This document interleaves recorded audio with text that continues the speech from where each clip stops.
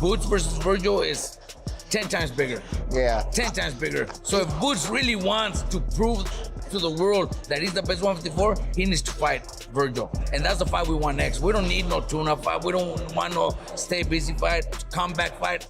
No, that's the fight we want. Robert Garcia insists that Vergil Ortiz is ready for Jaron Boots Ennis now. He believes Ortiz wants to prove that he is the best fighter.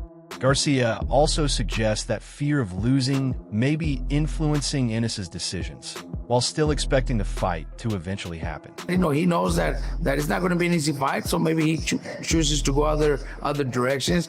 He knows my team is a hard-working team. He knows my team is always going to be in great shape. You know, we already faced them with Raymond Morataya and Andy Cruz, and everybody knows the results. Raymond looks sensational, looks strong, and he knows that, you know, we have a solid team. He knows that my team is gonna go out there and put the best, you know, do the best out there to win that fight. So maybe that's his reason to be maybe avoiding it. I don't know. I could be wrong. Hopefully I'm wrong, because I think there's no other excuse. The fight should happen by November. No, I think him not being a champion has nothing to do with him. He's been willing to fight all the guys. He's got good, solid wins on his record. He's fought really tough guys. The Madrimov fight was extremely impressive. He's the Bohochuk win, which a knockdown, drag-out fight himself. So he's been tested. He's been in tough. We've seen him deal with resistance. So I can't call him a prospect. Just because he doesn't have a title doesn't mean, you know, he's world class. You know, you got Boots, who's a fluid, you know, side switching, counter punching, killer puncher. You got Vergil, who's a two-fisted destroyer, comes to get you. Chris Algieri argues that Ortiz's current status does not tell the full story. He points to Ortiz's performances against serious opposition, saying those fights have shown that Ortiz is operating at a much higher level. That experience could be very important against Ennis. I'm a fundamental. He got all the fundamentals. He got everything. He can fight you inside, fight you outside. You know what I mean? He can do whatever he want to do. So, you know what I mean, he got everything. Because I heard guys like Floyd and Roy say you can't do that stylish stuff without having the fundamentals down first. Exactly. Anyways. That's what I'm saying. He got everything. You know what I mean? Yeah. You think your son stops Vergil Ortiz? Do I think he stopped? Mm-hmm. If Vergil come in with that shit he was doing with what's his name? Herbs and Lugan. Yeah. Oh yeah, he gonna run him right to something. Remember, Vergil can punch, but Boots can punch too. Yeah, I know. Well, I know Mexican fighters are known for the body attack, but that level of opposition would also test how complete Ennis's game really is. Bozy Ennis highlights how much his son has developed and points to his ability to fight in different areas of the ring. He believes Ortiz's aggressive style could create opportunities that Boots can take advantage of. How does Ortiz fight? You think Ortiz is the type of fighter that got that one-punch knockout power? Hell no. Ortiz straight up and down. Put them combinations together, yeah. He's relentless, yeah. That's it. But determination itself don't win fights. Skills win fights. That's what win fights. If you ain't found that out yet, damn, you better look at some more Floyd Mayweather. You better look at some damn Terrence Crawford. I'm telling y'all, this boy Boots Ennis is a bad man. I see the damn skills. Yeah, Use the high guard. What do you do against a high guard? Oh, you jab the hell out of it. You keep touching it, keep touching it. As you touching it, you repositioning, right? He's turning with you because he's so ferocious. And he follows you. You can set lateral traps on his behind. With the high guard, what do you mean? Oh, you can set low. Hey, you can hit him downstairs. Yeah. Oh, go high, oh, back down low. Go high, go back down low. He gotta adjust to that. Yeah, he gotta adjust to that, man. What you do? Keep touching, touching, touching. Touch and go. Bing, bing, bing. Touch and go. Bing, bing, bing. Easy work. Oh, he gets close, ties up. Yeah, walk his back to the center ring. Push him off. Get off me, little man. Back on the stick. Sticking him outside. You can outbox Ortiz. Ortiz can be outboxed. Chris Algieri sees a clear difference between the two fighters. He describes Ennis as a versatile technician with several dimensions, while Ortiz uses a more aggressive style based on constant pressure and offense. That clash of styles could make the tactical battle very interesting. Last thing for me, my advice for Boots, ahead of that fight, my advice for Boots would be mindful of your exit strategy. You gotta have a tight, ready exit strategy. You can't just do whatever your body does. Yeah. You gotta be in control of that and make the right exit, because the exit to me is where he could be the most vulnerable in this fight. And then my advice for Vergil would just be to stay disciplined, doing what you do.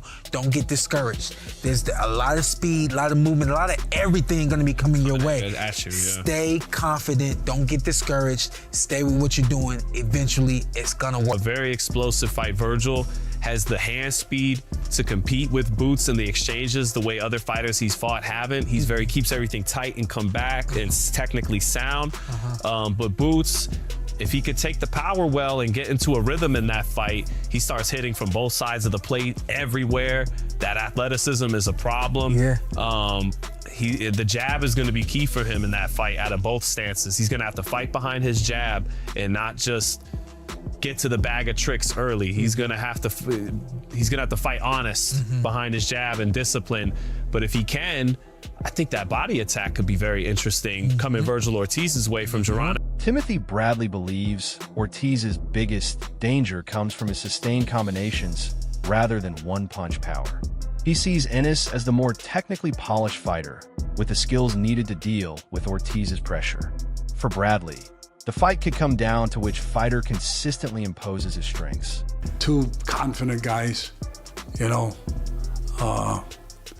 two guys with great heart. I mean, look, I say this, Vergil showed me a few fights ago that he had a dimension I didn't know he had. When he was just, you know, going through guys, knocking them out with body shots, seeking and destroying. I don't think I knew or anyone knew that he had the ability to use his legs and box and do some boxing. He showed me that dimension. He showed me that dimension in that fight that some people thought he lost. First fight that he got tested. We didn't get a knockout with Sergey Bohachuk. There it is. There it is. I wanted you to say his name. I just want to hear you say.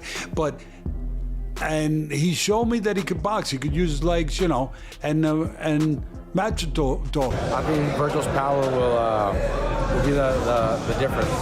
Boots has really good skills. Can't deny that. Very, very talented fighter. But the power is very, very different. Once you're in the ring,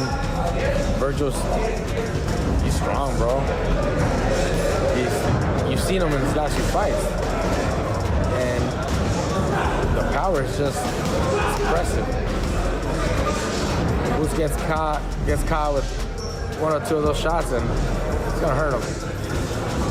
I don't think it's gonna be an easy fight though. I think Boots he's got the skills to be, you know, very, very good and competitive and have some really good rounds, but I think Vergil's power will be the difference. If Ortiz tries to overwhelm Ennis with pressure, Bradley believes Boots has a tactical way to respond. He thinks Ennis can disrupt Ortiz's rhythm by making him work for every opening. The key will be how effectively Boots executes that strategy. But Vergil doesn't have anything that Boots wants other than a big fight and a good payday. He's not chasing paydays, he's chasing legacy. But there's still a lot of people that want to watch that fight. So don't forget, we accepted that fight and signed for that fight. Boots had to take less money than Vergil Ortiz because they wouldn't take it unless he did. Boots had to be the B-side. They said it has to be Ortiz against Boots. I said, why? No one's got a world championship. No, we're not taking the fight unless it is. Okay. They even asked him to cut his beard and not wear colourful gloves. All of the things that he agreed to do to have the opportunity to prove he was the best. Sean Porter highlights another important factor for Ennis: composure. He believes Boots must remain calm when the pace and movement start testing him. Staying focused could be crucial against Ortiz's pressure. So all I was saying was, it behooves Boots to have Ortiz fight at his weakness, going backwards from the center of the ring. That's all I was saying. That's not a bad take. That's common effing sense. Now, if your take is Vergil could never win, There's no way he wins. Even if Boots is against the ropes, he doesn't win. Then we shouldn't be excited about the fight. F the fight. The fight is whack. If Ortiz, there's no way he should win. He should never even try. But what I'm saying is the likelihood of him winning goes up the more Boots is against the ropes. Even with his offensive weapons, Porter believes Ennis must be careful during the difficult moments of the fight. Ortiz will also need to maintain his composure when Boots uses his speed and movement. How both fighters handle the pressure could become very important. Vergil Ortiz in front of him, and watch he don't go to sleep. Watch he don't go to sleep against Vergil Ortiz. Because if he goes to sleep against Vergil Ortiz, Vergil gonna show enough come at him. I guarantee you put somebody like that in front of him, and I bet he don't go to sleep.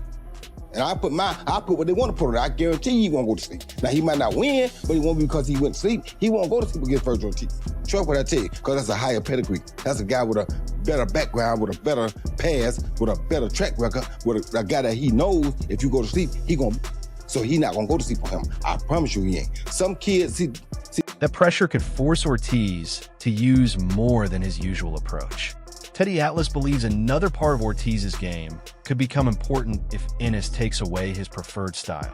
His ability to change tactics could give him another way to compete as the fight develops. Right there for me to stay on point at all times. I don't care if you 0-12, 12-0, 20-0, 0-20, it's the same difference. If you 0-20 and you come up in there with me, I'm gonna treat you like that. If you 20-0, then I'm gonna treat you like that too. That's how I get down. I don't do the highs and lows and the flip and switch on and off. I'm like this and I'm trying to keep growing each and every fight, trying to stay locked in, because whether I'm fighting an elite guy, a mid-level guy, or a guy that ain't got no business in here with me, whether you gonna get the same Andre Wood every single time. And I think Boots Ennis has that in him. Eddie Hearn points out that Ennis had already accepted major concessions for the Ortiz fight in the past. He believes this showed how strongly Boots valued the opportunity to prove himself against a major rival. Like he did the last time, Ortiz gonna finish him. Wow. So he got to tighten up his defense. 10 steps behind you, right? He got to tighten up his defense. He got to stop exchanging. I know he's faster than most. He's more explosive than most, but at the same time, he's shown in the past that he can get careless and that he's going out there just to fight, and I don't think when you get higher and higher, that's going to be enough. Looking at the tactical matchup, Showbiz highlights a situation that could improve Ortiz's chances. He believes the fight becomes more competitive when Ennis is forced into an uncomfortable position. Because of that, ring positioning could play a major role in determining how successful Ortiz can be.